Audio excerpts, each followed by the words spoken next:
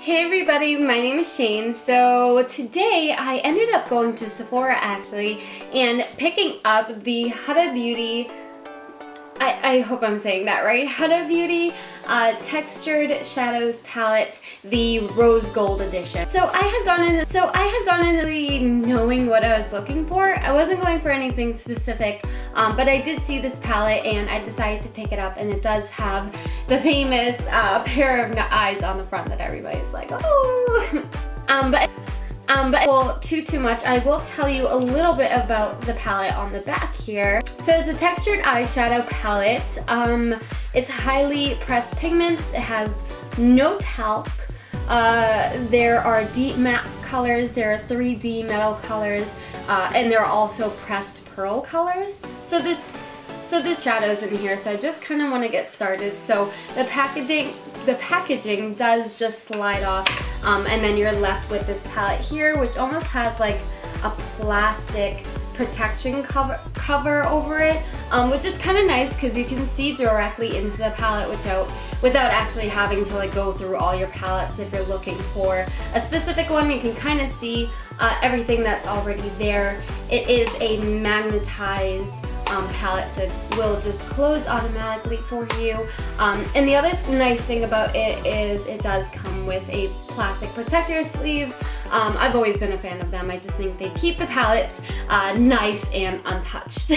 we have eight here. It looks like the metal ones and the pearl ones are pretty much clumped together. I mean, the same thing with the mattes. You know, they start with the metals and the pearls, and then they start with the mattes down here, which I think is nice. I like how it's organized that way. But anyways, I'm going to start swatching this palette, starting from left to right or right to left from your guys' point of view. But we'll be starting with this first color, Dubai here, working our way over to Angelic, and then we'll do the exact same thing for the other two rows as well. So starting eyeshadows, our first one is Dubai, which is almost like a smoky bronze, but it has a little bit of like a green military color to it. It actually reminds me a lot of a color that's in my Vice 4 palette from Urban Decay, but nonetheless, it's a very beautiful color. Next we have Fling, which I'm very excited to add to my collection because I don't own anything like it, whether it was matte or if it was metal. I don't have anything like it in my collection, but this is like a sparkly cranberry color. Hay is like a lavish gold, really pretty. Again, kind of greenish undertone a little bit maybe, but beautiful gold. Our rose. I mean, there's not much you can say about it. It is a beautiful rose gold metallic color. And not to attract, but I've actually been considering buying the Naked 3 palette from Urban Decay, which is their rose gold palette. That's why when I saw these colors in here, I was really excited because it seemed like it had a little bit from that palette and then like a little bit from other palettes. I just felt like this palette had a really nice selection, but I was really excited about the rose gold family colors. Trust the ritzy copper. I think I'm actually gonna really enjoy using Trust Fund. I love coppers on my skin tone. I think they're really beautiful, and I love how you can use coppers both very neutrally. You can almost use them, you know, every day if you're just going to the office or running errands, but coppers can actually be built up as well to create really gorgeous copper smoky eyes for like evenings out or like nicer events. So I'm really excited about Trust Fund.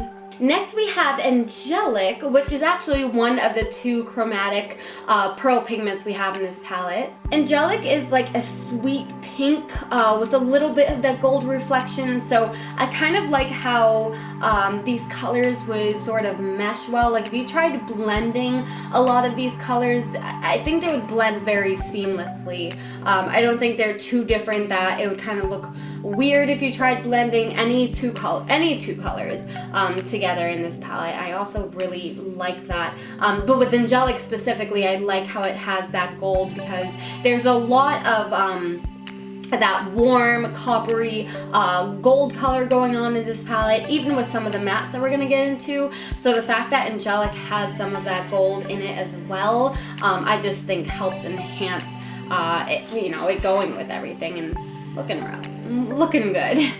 Hash is like a vintagey gold, so I can see myself using hashtag blessed a lot with the trust fund. I'm definitely going to be playing with these colors a lot, hopefully, to be able to come up with a couple of looks for you guys. Now to our 10 saturated matte shadows. The first one, and it's called Bossy, which is just a beautiful maroon color, fantastic for fall. And honestly, I'm more excited that this color is a matte versus a metallic or one of those pearlescent ones, just because I feel like maroon's one of those colors, it looks so stunning matte. I honestly don't think I would have enjoyed it anymore if it was a metallic. I really enjoy the fact that it's a matte color. I think it's one of those colors that, like, this is their pop of color in the palette almost. It's called Flamingo, which is just a nice dashing hot pink almost. I certainly own hotter pinks than this eyeshadow, but I think it's just a little bit of a toned down hot pink, but it's still hot pink.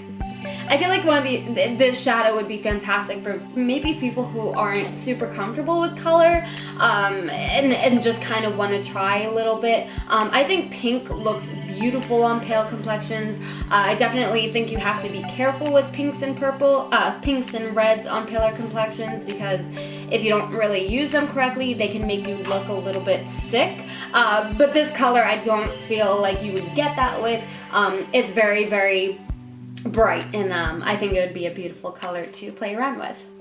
Shy is more of a delicate dusty pink, and I use pink very lightly when I explain this color, but it's just muted color. I think it would be like a really nice transitioning neutral shadow. That's probably most likely in my crease. Bay is kind of like a cream color base shadow. I almost wouldn't use the shadow to add anything to my look, simply because, again, going back to the fact that I am very pale, I could almost use this color as even a banana powder. That's almost what it's reminding me of by just swatching it and taking a quick look at it. But I definitely think that's a shadow that I would probably just apply all over my lids to intensify another color, but not necessarily to use Bay for Bay. By the way, it's a little bit off, I'm sorry. I can't really tell from the viewfinder. You guys are a little bit far, but I am filming at night, which I normally don't do, but I really wanted to get this video up and start to edit it, so I apologize if it's a little bit off. I feel like it may be a little bit shadowy because of my ring light, but I do apologize for that. Moving on, we're going on to Moon Dust. Moon just reminds me of Bay, but just with a little bit of shimmer. Now, I'm a little bit confused because they explained Moon Dust as being one of the saturated matte colors, but it certainly has a little bit of that shimmer in it. I'm thinking it would have been better described as maybe a pearl. It's definitely not a metal where it's like bam in your face, shiny, but it does have a little bit of that pearlescent. It's definitely not flat and matte, so I did just want to bring that up in case anybody was curious. Black Truffle. Now, when I first swatched this, it's just a basic black shadow, and when I first swatched it without any water, just like I did all my other shadows, every other swatch on here was all swatched dry. So that's what I did with Black Truffle, and to be honest, I wasn't really right away. It just kind of seemed to go on a little bit streaky, but somewhere on maybe the packaging, or I remember reading maybe online, because I was going on for a little more information on this palette, they had recommended that you wet Black Truffle for a blacker line, so that's what I did. So I'm gonna swatch Black Truffle both wet and dry next to each other, and you can definitely see a difference. So if I'm ever to use this color, it's most likely gonna be used wet, but I feel like you can probably get away with it dry if you're not doing a super dramatic look with the black. Suede, which I actually think will be one of my favorite shadows. I love anything, any shadow, any pigment that kind of has a gray undertone. I feel like it complements my skin tone really, really well. I talked about that briefly in a Get Ready With Me with my bronzers. I always look for gray undertones. So I'm very excited to use this color. And again, I think it will be more of a transition color rather than an all over the lid shade. Cocoa is just a nice dark warm brown. It's actually a little bit on the cooler side looking at the other colors coming up, but I mean, dark brown shadows are really, really useful to have in palettes, so I'm glad that this one included one. Maneater, color that I'm very excited for. Something, again, I really don't have in my collection at all. It's kind of like a mulberry, again, perfect for the fall, perfect for the very fast approaching winter, but I'm very excited, again, to use that color. So that was Maneater. Henna is kind of like a warm, reddish brown, like it almost reminds me of a brick color, maybe not as red, but same idea. That one I may consider using it as an all over lid. The next one I'm going to show you I think would be paired beautifully with henna, but yeah, so moving on, the last one is called Sandalwood, and this one is like an earthy, deep tan, and like I just said, I think henna and sandalwood doing a color, a look with those two colors would be absolutely stunning. So thoughts about this palette is that the eyeshadows first and foremost are very, very velvety and smooth. You almost have to go and feel them for yourself to understand what I'm trying to explain, what these eyeshadows feel like. They almost feel like clay. Like if you were just, it's kind of hard to explain for somebody who never has, but like personally, I've been to Montana and there was like this wall of clay. Like by this body of water, there's just this wall of clay, and like you can go up to the wall and take pieces of the clay, and it's actually really good for your skin.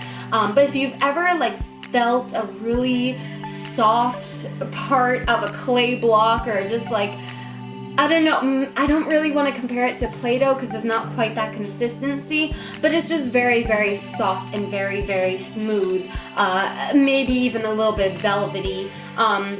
It did say that you can apply these like a normal eyeshadow with a brush, but it said for the metallic ones and the pearl ones that you're gonna get the best finish if you do use these, if you do use your fingers.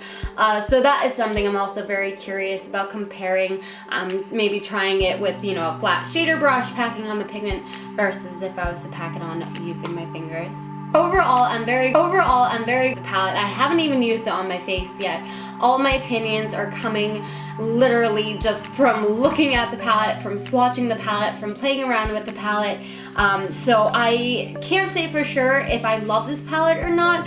You're just gonna have to look out for either my vlogs if I do end up talking about this, or it ends up on my favorites. If I really love a product, it's always gonna end up in my favorites. So I hope you guys enjoyed this video. I didn't want to talk too much about the palette because I personally haven't seen any, but Huda Beauty is such a huge thing, especially, you know, on Instagram, but I'm sure there are 1,000 reviews about this particular palette, so if you haven't seen one yet, then I'm sorry, I could have gone more in depth, I guess. But I feel like I said everything that I wanted to say about this palette. I hope the swatches, at least you kind of got a good idea of what these colors look like. I believe this palette retailed for $65, which definitely is on the pricier side of high-end. Like even the Urban Decay, like the Naked palettes, the chocolate palettes from Too Faced, like those are all in the $50 range. So this is the first palette I've ever bought that was over $60. Do I think it's worth it? I'm not 100% sure yet. Am I satisfied with the colors? Absolutely. I cannot wait to start creating looks with this palette, and we'll just have to see, I guess. I guess it'll just take time. But anyways, guys, watching, if you did enjoy this quick video, please go ahead and leave a thumbs up. And if you don't want to miss any new videos, go ahead and hit that subscribe button, and hopefully I will see you guys soon.